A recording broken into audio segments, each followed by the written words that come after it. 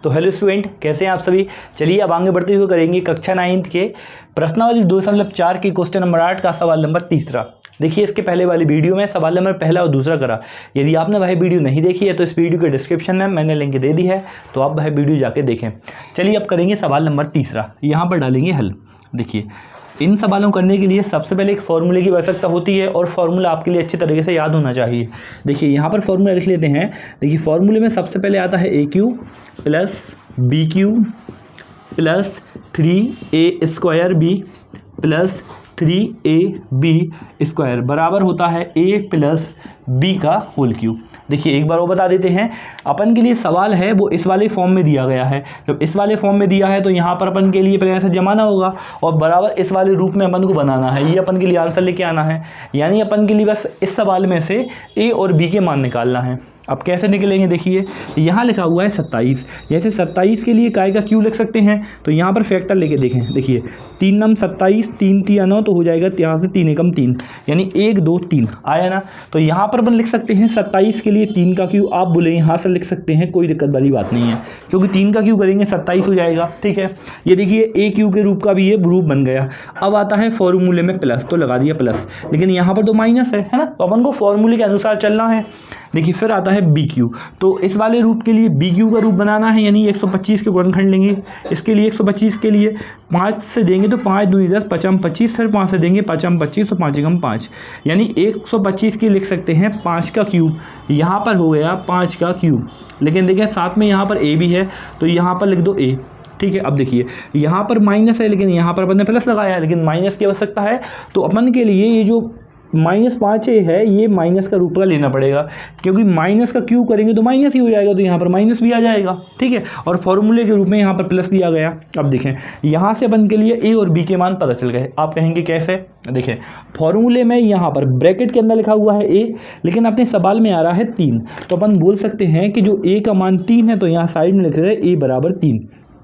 ऐसे ही यहाँ पर फॉर्मूले में B है, जबकि अपने इक्वेशन में क्या बन रहा है -5 है, तो B का मान आ गया -5 है।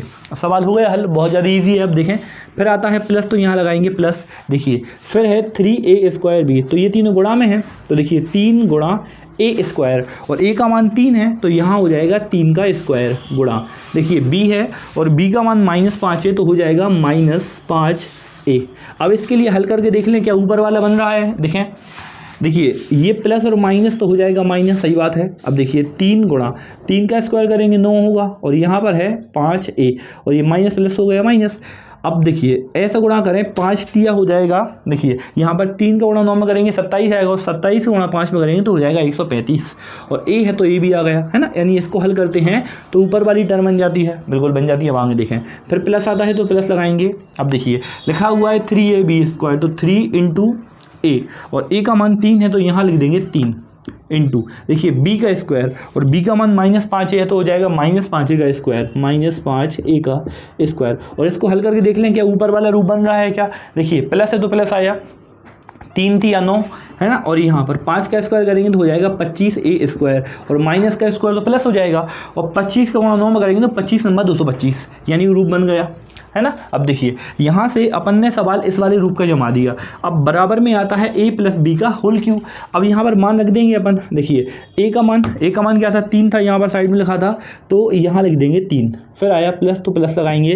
देखिए B, तो B का मान क्या था -5 है, तो यहाँ पर जैसे आप लिखोगे -5 है, तो देखिए माइनस और प्लस माइनस हो जाएगा, तो डायरेक्ट ही लिख दे रहे -5A, और यहाँ लगा देंगे होल क्यूब, और ये हो जाएगा अपने सवाल नंबर 3 का आंसर। सवाल वेरी इजी है आपके लिए, बस यहाँ पर A और B के मान निकालना। यदि आपको आ गए तो आपको सवाल बहुत ज़्यादा चुटकियों में बन जाएगा। चलिए आगे बढ़ते हुए करेंगे सवाल नंबर 4। देखिए सबसे पहले यहाँ पर फॉर्मूला लिख लेते हैं। जब तक आपके लिए फॉर्मूला याद नहीं होगा ना, आप पे सवाल नहीं बनने वाला, तो आप प्रैक्टिस करें फॉर्मूले की।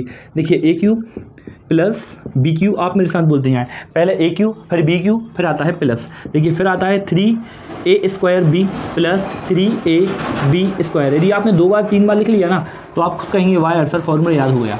यहाँ पर ये रूप लिख लिया। अब देखिए यहाँ लिखा हुआ है 64। अब 64 के सबसे यहाँ पर गुणनखंड लेंगे। देखिए यहाँ पर अपन 64 गुणनखंड लेंगे। देखिए सबसे पहले यहाँ पर 64 के गुणनखंड लेंगे। देखिए 64 कैसे आएगा, देखिए डायरेक्ट अपन एक काम करें, 4 से देते हैं। देखिए 4 एकम 4, और 4 एकम 4, यहाँ पर 2 के 4 हो जाएंगे 24, 4 छिंग 24, 4 से देंगे 4 चौके 16 और 4 एकम 4, ठीक है आया ना। तो यहाँ पर 4 3 बार आया, यानी 64 को लिख सकते हैं 4 का क्यूब, तो हो जाएगा 4 का क्यूब। लेकिन देखिए यहाँ साथ में ए है तो हो जाएगा 4a का क्यूब। देखिए फिर प्लस से फॉर्मूले के अनुसार चलना है, इसके पहले बताया, तो देखिए प्लस आएगा। अब देखिए यहाँ पर 27 को बताया था कि 3 का क्यूब लग सकते हैं, तो हो जाएगा 3 का क्यूब। यहाँ देखिए साथ में b है तो b भी आ जाएगा, तो यानी b का क्यूब हो जाएगा। यहाँ अच्छे से लिख देते हैं कि 3b का क्यूब हो जाएगा। अब देखिए लेकिन यहाँ पर माइनस लाना है तो यहाँ पर माइनस ले लो, कोई दिक्कत वाली बात नहीं है। सवाल अब बहुत ज़्यादा इजी बन गया, क्योंकि देखिए a का मान पता चल गया, a का मान हो जाएगा 4a और b का मान हो जाएगा -3b। अब आपको कुछ नहीं करना है, इनमें a और b के मान रख दो, सवाल हो जाएगा। बहुत तेजी में करेंगे प्लस। अब देखिए 3a² 3 गुणा a स्क्वायर, और a का मान 4a है तो हो जाएगा 4a का स्क्वायर इंटू b का मान -3b तो -3b। इसको हल करेंगे तो ऊपर वाला रूप बनेगा। देखिए प्लस और माइनस माइनस हो जाएगा, और 3 का गुणा होगा यहाँ पर 4 चुके, यहाँ पर स्क्वायर 16 होगा, तो 3 का गुणा हो जाएगा 16 में, तो 16 थी 48 और 48 दिया हो जाएगा 144, और यहाँ पर a का स्क्वायर और ये हो गया b आ गया। अब देखिए फिर प्लस आता है तो प्लस लगाएंगे। देखिए फिर है 3ab², तो 3 इंटू a, तो a का मान 4 है तो ये हो गया 4 इंटू देखिए b का स्क्वायर, तो -3b का स्क्वायर, यहाँ लिख देंगे -3b का स्क्वायर। ये हो गया अपना सवाल।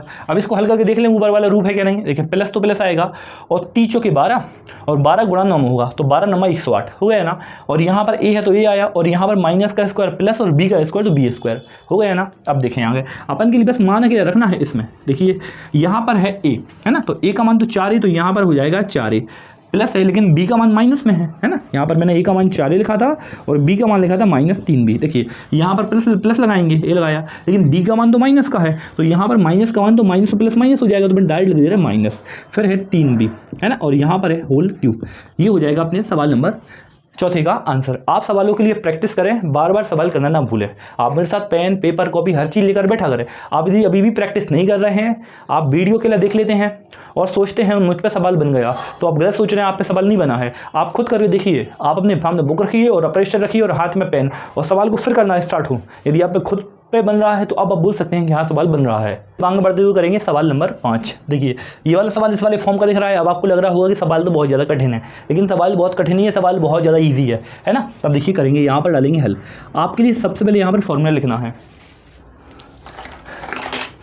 और फॉर्मूला आप पे तब बनेगा तब आपकी प्रैक्टिस है। चलिए आप मेरे साथ बोलना स्टार्ट हो फॉर्मूला, है ना। सबसे पहले बताएं क्या आएगा, बिल्कुल सही बताया शाबाश, a³ है ना। फिर क्या आएगा बोले b³, फिर क्या आएगा 3a² b, फिर क्या आएगा 3ab²। ये अपना फॉर्मूला आया, आपने सही बताया, शाबाश, वेरी गुड, एक्सीलेंट, ठीक है ना। अब देखिए ये हो गया अपना फॉर्मूला। अब यहाँ पर अपन के लिए a और b के मान निकालना है, बहुत ज़्यादा इजी है। कैसे निकालेंगे देखें, ये आया है 27pq, तो मैंने आपके लिए इसके पहले ही बताया कि 27 के लिए लिख सकते हैं 3 का होल क्यूब, तो हो जाएगा 3p का होल क्यूब। ये हो गया। अब देखें फिर आया प्लस, तो प्लस लगाएंगे 216। अब 216 के लिए काय का क्यूब लिखेंगे, तो मैं आपको बता देता हूँ, इसके लिए लिखेंगे 6 का क्यूब, 6 गुणा 6 गुणा 6। देखिए 6 छिंग 36 और 36 गुणा 6, 6 छिंग 36 की 6 हासिल आई 3, 6 थी 18 3 21 हो गया। यानी 216 के लिए लिख सकते हैं 6 का क्यूब। तो देखिए लेकिन यहाँ पर माइनस लाना है तो माइनस लेना पड़ेगा, और 1/6 यहाँ लिख देंगे 1/6 का क्यूब। 1/6 का क्यूब करेंगे तो वापस आ जाएगा 1/216 हो जाएगा ना। अब देखें प्लस आता है, प्लस आएगा। यहाँ से अपन के लिए a और b के मान पता चल गया, पहले मान लिख लेते हैं ताकि अपन भूले ना। देखिए a का मान लिख ले रहे 3p, तो ये हो जाएगा, और b का मान हो जाएगा -1/6। ये कैसे आए पता है ना आपके लिए, बता देते हैं एक और बार। देखिए ब्रैकेट में लिखा है a, लेकिन यहाँ लिखा हुआ है 3p, तो ये a का मान, यहाँ लिखा हुआ है ब्रैकेट में b और यहाँ लिखा हुआ है -1/6, ऐसे आ गए a और b के मान। अब मान रखें, देखिए 3 गुणा a² और a का मान क्या है 3p, तो हो जाएगा 3p का स्क्वायर इंटू देखिए b, और b का मान क्या है, देखिए b का मान दिया है -1/6, तो यहाँ पर माइनस के 1/6 ये हो गया। अब आप देखें इसके लिए हल करें तो ये बनेगा ऊपर वाला। कैसे बनेगा देखिए, यहाँ पर 3 पहले प्लस और माइनस माइनस हो जाएगा। देखिए 3 गुणा 3 का स्क्वायर 9p, और यहाँ पर गुणा में है 1/6। देखिए कैसे हुआ, 3 से ये कटेगा पहले, तो 3 दूनी 6 हो जाएगा 9/2, ये आया 9/2, और साथ में देखिए p का स्क्वायर, तो यहाँ हो जाएगा p² बन गया ना। ये देखिए अब आगे देखें, प्लस है तो प्लस लगाएंगे। अब 3ab², 3 इंटू a है ना, तो a का मान क्या है 3p, तो यहाँ लिख देंगे 3p गुणा। देखिए फिर है b का स्क्वायर, और b का मान है माइनस का 1/6, तो ये हो गया माइनस के 1/6, और इसका हो जाएगा स्क्वायर, और इसको हल करेंगे तो ये वाला रूप बन जाएगा। अब वो कैसे बनेगा, अब आपको विश्वास नहीं हो रहा होगा, पता है।